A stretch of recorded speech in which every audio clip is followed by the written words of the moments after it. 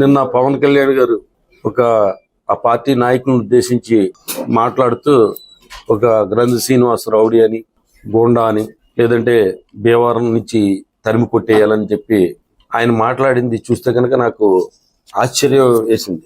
చాలా చిత్రంగా ఉంది ఆయన వ్యవహార శైలి కానీ, ఆయన మానసిక స్థితి కానీ చూస్తుంటే కనుక చాలా చాలా ఆశ్చర్యంగా ఉంది. జగన్మోహన్ రెడ్డి గారు ఒక గోండా అని, రౌడీ అని, అలాగే భీమవరం ఎమ్మెల్యే గోండా అని, రౌడీ అని, జగన్ గారిని అలాగే నన్ను ఈ విమర్శించడం చూస్తూ ఉంటే కనుక చాలా ఆశ్చర్యంగా ఉంది. ఇంకా జగన్మోహన్ రెడ్డి గారి మీద అయితే కనుక ఇంకా ఫస్ట్ నుంచి చూస్తున్నాం, ఆయన మీద ఎందుకో మరి ఆయనకి అంత ఈర్ష్య, ద్వేషము, అసూయ అనేది ఈ రాష్ట్ర ప్రజలందరికీ కూడా $1 మిలియన్ క్వశ్చన్ కింద ఉంది. ఎందుకంటే ఎందుకు ఆయన మీద ఆ ద్వేషం, ఆయన మీద ఎందుకో ఈర్ష్య, అసూయ. ఎప్పుడు చూసినా కూడా జగన్ గారి గురించి విమర్శలు చేయడం, అది ఇంకా ప్రజలకి ఈయన మెంటల్ ఇన్బ్యాలెన్స్ గురించి అర్థమైపోయింది. ఇంకా నా గురించి మాట్లాడింది అయితే చాలా విచిత్రంగా ఉంది. కిందటి నెల 21వ తారీఖుని భీమవరం వచ్చాడు ఆయన. అలాగే జనసేన పార్టీకి సంబంధించిన నాయకులతోటి, కార్యకర్తలతోటి అందరితోటి సమావేశం అయ్యాడైనా. సమావేశం అయిన తర్వాత ఆ కార్యకర్తలను ఉద్దేశించి ఆయన ఏం మాట్లాడాడు? గ్రంథి శ్రీనివాస్ అంటే నాకేం ద్వేషం లేదు అని మాట్లాడాడు. నెల రోజులు కూడా పూర్తి కాల. అరే నిన్న హైదరాబాద్లో చూస్తే అతను గోండా అని, గ్రంథి శ్రీనివాస్ గోండా, రౌడీ. నేను భీమవరంలో స్థలం కొనుక్కుందామంటే నాకు ఎవరిని అమ్మనివ్వకుండా చేశాడని భయభ్రాంతులు అయిపోయారని, భీమవరంలో ప్రపంచ కోటీశ్వరులు ఉన్నారని, ప్రపంచ కోటీశ్వరులు అందరూ వివరాన్ని ఎందుకున్నారు అసలు?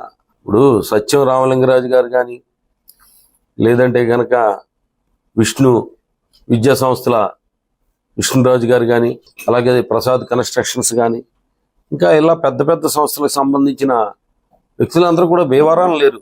వాళ్ళు హైదరాబాద్లో కానీ, యుఎస్లో కానీ, ఇతర ప్రాంతాల్లో పెద్ద పెద్ద వ్యాపారాలు చేస్తూ ఎంతోమందికి ఉపాధి కలిగిస్తూ ఇక్కడ విద్యా సంస్థలు స్థాపించి భీమవరం అభివృద్ధికి తోడ్పడటమే కాకుండా, ఇక్కడ ఎవరైనా ప్రజలకు సంబంధించి, ఎవరైనా విద్యార్థులకు సంబంధించి ఎవరన్నా ఏదన్నా వచ్చి మమ్మల్ని అడిగినప్పుడు మేము వాళ్ళకి ఏదన్నా రికమెండ్ చేస్తే వాళ్ళకి సంబంధించిన ఫీజులు తగ్గించడం కానీ అటువంటి సహాయ సహకారాలు అందిస్తున్న వ్యక్తులు వాళ్ళందరూ కూడా నన్ను చూసి, నా రౌడీజం చూసి పారిపోయారు అని చెప్పి చెప్పడం కూడా భీమవరం ప్రజలందరికీ ఆశ్చర్యం. నాకు ముందు అసలు ఏంటి ఈయన మెంటల్ స్టెబిలిటీ ఏంటి, ఎలా ఉంది మానసిక స్థితి అనేది నాకు అర్థమవుతలా. కిందటి నెల 21వ తారీఖు వచ్చి గ్రంథి శ్రీనివాస్ అంటే నాకు ఎటువంటి ద్వేషం లేదన్న వ్యక్తి నిన్న ఎంత విద్వేషపూరితంగా, అరే భీమవరంలో ఓడిపోయడం నాకు చాలా బాధగా ఉంది, కడపలో పులివెందుల్లో ఓడిపోయినా నేను బాధపడేవాడిని కాదు అని అంటున్నాడు.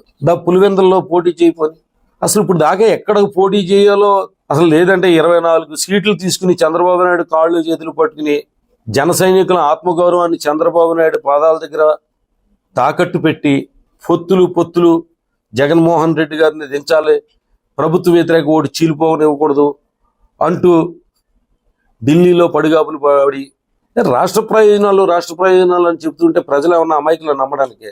అరే పోలవరం ప్రాజెక్టు గురించి కానీ, లేదా విశాఖ ఉక్కు గురించి కానీ, లేదంటే రాష్ట్రం ప్రత్యేక హోదా గురించి కానీ నువ్వు పొత్తులు పెట్టుకుంటున్నానని చెప్పుంటే కనుక ఆంధ్రప్రదేశ్ ప్రజలందరూ కూడా సంతోషించేవారు.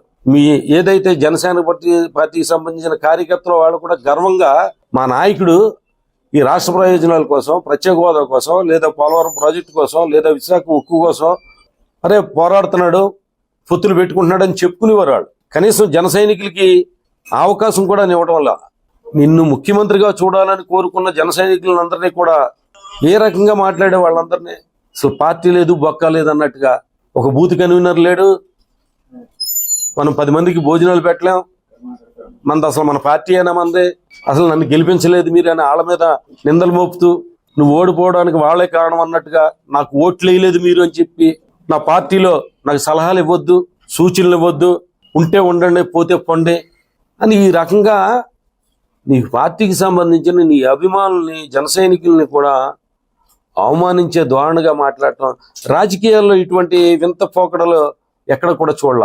అరే మాట్లాడితే ప్రజారాజ్యం టైం నుంచి చూసుకుంటే పంచులు ఓడగొట్టి తొంతానని చెప్పి చెప్పు చూసి చూపించడం, అలా రోడ్డు మీద తరిమి కొడతామని చెప్పడం, అసలు ప్రజాస్వామ్యంలో ఎక్కడ కూడా ఏ రాజకీయ నాయకుడు కూడా వాడని భాష, ఒక రౌడీ భాష మాట్లాడుతూ గ్రంథి శ్రీనివాస్ రౌడీ లేదా జగన్మోహన్ రెడ్డి గారు రౌడీ ఇలా మాట్లాడుతుంటే గురువింద గింజ సామెత గుర్తొస్తుంది.